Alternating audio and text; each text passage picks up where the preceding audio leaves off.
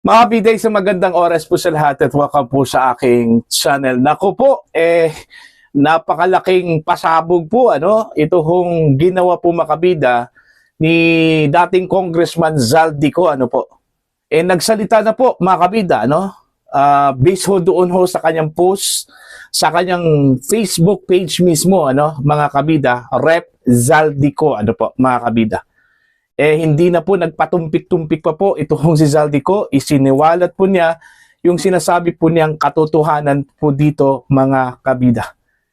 Inilaglag po niya ito hong si Pangulong Ferdinand Bongbong Marcos at ito hong si dating House Speaker Martin Romualdez. Eto, pakinggan po natin yung part 1 po ng kanya hong pasabog po, mga kabida. Okay? Nasa 5 minutes, more than 5 minutes lang po ito, Eto, pakinggan po natin to. Ang nag-deliver papunta sa bahay nila Pangulong Bongbong Marcos at Speaker Martin Romualdez mag-insert o magpasok ng 100 billion worth of projects sa BICAM. Sana po ay hindi nila ako mapatay bago ko mailabas ang lahat. Ginawa ko lang ang utos sa akin, pero ngayon, handa na akong harapin ang lahat. Ginagamit ng administrasyon ang buong resources ng bansa para tumahimik ako. That he will shoot me if I will talk.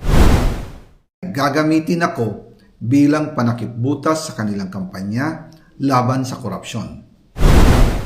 Hindi na ako mananahimik, ilalabas ko ang lahat ng katotohanan.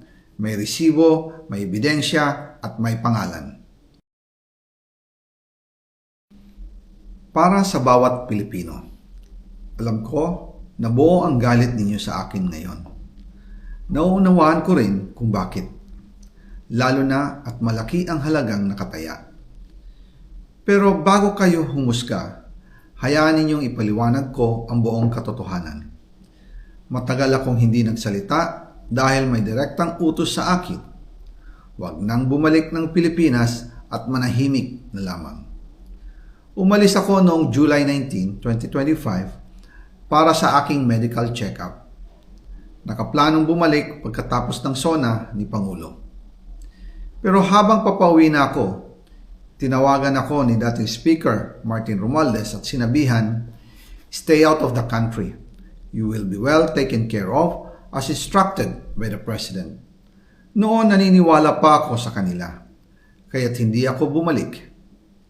Tumikom ang aking bibig, sumunod ako, pero ang hindi ko alam, ang ibig pala nilang sabihin sa aalagaan ka namin ay gagamitin ako bilang panakipbutas sa kanilang kampanya laban sa korupsyon. Ginawa nila akong poster boy ng kanilang sariling kasinungalingan. Ngayon, hindi na ako mananahimik, ilalabas ko ang lahat ng katotohanan. May resibo, may ebidensya, at may pangalan. Nagsimula ito nung tumawag si Sekmina Pangandaman sa akin nung nag-umpisa ang BICAM process last year, 2024. Ang sabi niya, katatapos lang ng meeting nila ni Pangulo at may instructions na mag-insert o magpasok ng 100 billion worth of projects sa BICAM. At sinabi pa ni Sekmina, you can confirm with Yusek Adrian Bersamin dahil magkasama sila sa meeting ni Pangulong BBM noong araw na yon. Tinawagan ko po agad si Yusek Adrian Bersamin at tinanong ko kung may instruction nga ba ang Pangulo na magpasok ng 100 billion during their meeting. Ang sabi niya ay totoo nga po. Right after our conversation, tinawagan ko po si dating Speaker Martin Romualdez at nireport ko ang instructions ng Presidente to insert the 100 billion projects. At sinabi niya sa akin, what the President wants, he gets.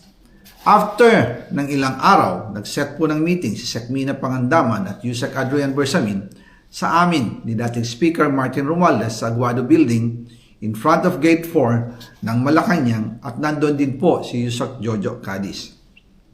During the meeting, binigay po ni Yusek Adrian Bersamin ang listahan na worth 100 billion. Tinanong ko po si Yusek Adrian kung saan galing ang listahan. Ang sagot niya, galing kay PBBM mismo at binigay niya ito mula sa brown leather bag.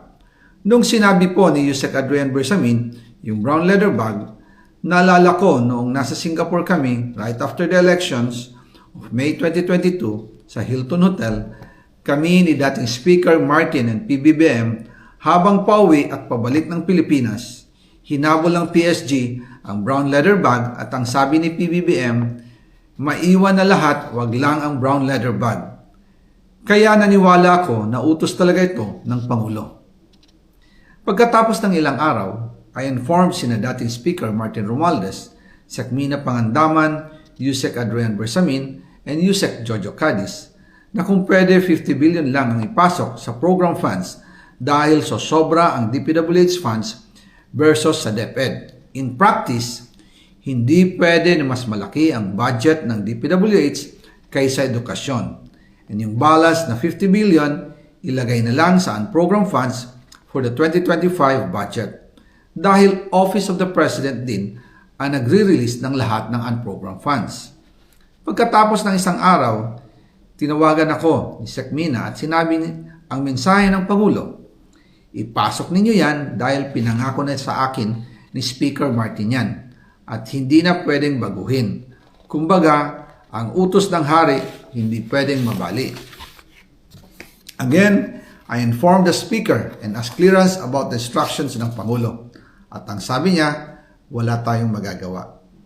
Kaya po nagtataka ako kung bakit sinasabi ni Pangulo na hindi niya makilala ang budget, samantalang lahat na binawas at dinagdag sa mga ahensya ng gobyerno ay humihingi ng approval sa kanya si Sekmina Pangandaman.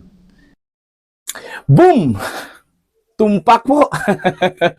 Yun po mga kabida. Yun yung inaasahan po ng taong bayan, ano, yung pagsalita po mga kabida, ano po, ni dating Congressman Zaldico, ano po. Dito ho sa part 1, idiniin po niya dito si Pangulong Ferdinand Bongbong Marcos, ano. May sinabi po siyang utos daw ng Pangulo, mga kabida, na mag-insert daw ng 100 billion pesos po doon ho sa Vicam po, mga kabida. No? Ang tumawag po sa kanya, ito hong si Budget Secretary Amina Pangandaman daw, ano? Sabi po niya dito, mga kabida. Okay? Ito po, dito ho sa kanya sinabi po, mga kabida, no? Dito po natin, may imagine po, ano, na talagang ang punot dulo po dito, ano, ito hong si Pangulong Ferdinand Bongbong Marcos, ano po, mga kabida. Imagine po, mga kabida, dito sa kanya hong isiniwalat po. Part 1 na po ito, ano, idiniin na po niya dito si Pangulong Marcos.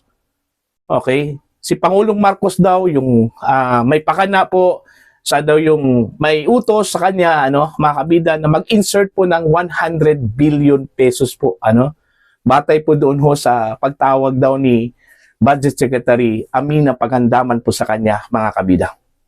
During that time, sa kasagsagan po yun ng Vicam, okay, noong 2024, mga kabida, ano po, no? Ito, napakalaking balita po ito, ano, mga kabida.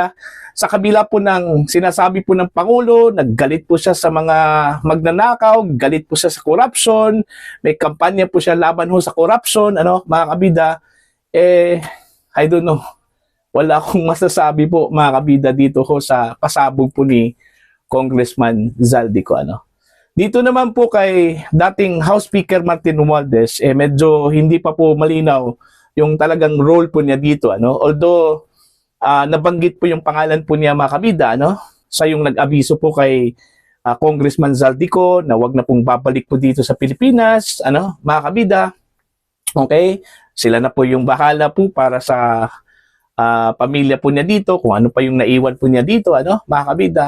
Pero as to the role doon po sa budget, doon po sa insertions, hindi pa po malinaw, ano. Ewan ko lang po sa part 2, ano. Baka doon po sa part 2, mga kabida, baka po linawin po niya yung role po ni dating House Speaker Martin Romualdez, o di kaya baka naman po meron pong babanggitin po siyang mga pangalan po dito, ano. Pero malinaw po sa part 1 po, mga kabida, sa kanya hong sinabi, okay, ang nag-utos daw sa kanya dito, ano, para po gawin po itong insertions, mga kabida, sa budget, ito daw si Pangulong Ferdinand Bongbong Marcos. So, sa madaling salita po, ang mastermind po, mga kabida, is si Pangulong Marcos. Kung pagbabatayan po natin yung kanya hong sinabi, ano yung sabi po niya, kung ano po yung gusto ng Pangulo, makukuha po ng Pangulo, po. Okay? Tapos sinabi po ni Zaldico, nung nag-usap daw sila ni House Speaker Martin Romualdez na wala ho tayong magagawa ho dito. Utos po yan sa itaas. Oh, see? So yan po, mga kabida, abangan po natin yung part 2 kasi medyo bitin. Pero kahit na bitin po, medyo medyo may hiliwanag na po, sa nangyari hong corruption po, mga kabida, sa flood control projects at maging sa 2025 national budget po, mga kabida. Para po sa inyong opinion at pananaw, please comment down. Sa mga hindi pa po subscriber sa aking channel, please subscribe. Just click the subscribe button, click the notification bell, click all para updated po kayo, mga kabida, sa aking mga uploads. Maraming salamat po sa inyo lahat.